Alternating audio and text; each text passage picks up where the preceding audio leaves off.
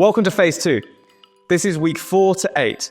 In this stage, we're hoping that you've nearly restored the bulk of your range of motion, your swelling is very much not a problem, and I hope that pain is very much not a problem also. Our main aim with this block is to try and pack on as much muscle as possible to allow you to be prepared for the blocks that will come on forwards.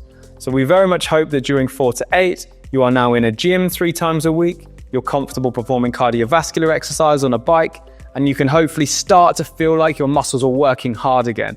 In this stage, we also would hope that we would be growing some muscle. So we will be asking you to continue to record the size of your thigh and to record the size of your calf.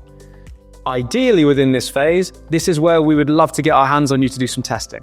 That will allow us to understand what your peak strength is like in your quadriceps and hamstrings, what your single leg squatting and your squatting capacity is looking like, all sub-maximally, but mainly focusing on control, and get an understanding of whether you're going to be ready after this next block to start to think about taking some more power through those legs. Be mindful though, coming out of this week 8 block, this is where we go into this phase of revascularization.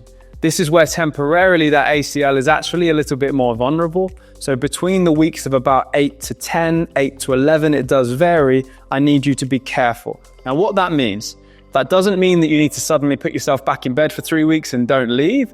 It means that you really need to diligently stick to the program.